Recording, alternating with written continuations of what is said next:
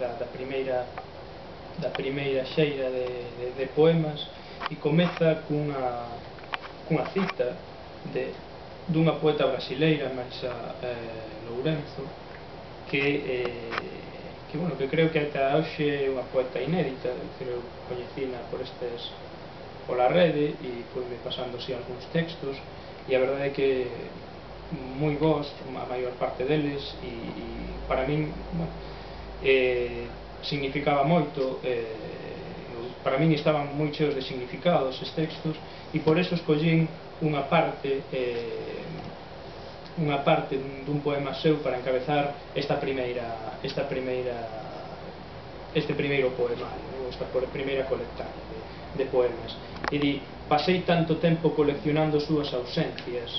que acabei xuntando seus pontos, vírgulas e reticencias ao meu eterno de solidão. Parecíame que isto era un resume perfecto do que eu quería expresar, esa falta de comunicación, esa falta de comunicación, que sería esa incomunicación que se dá en algúns casos, aínda que exista unha proximidade no espazo, sí que se dá en moitos casos unha incomunicación, un illamento dentro da convivencia, e ese é un pouco o que pretendo, o que pretendía no seu momento, e sigo pretendendo reflectir neste libro, con este conxunto de poemas. E vou sen máis a ler un grupiño deles, un grupo pequeno,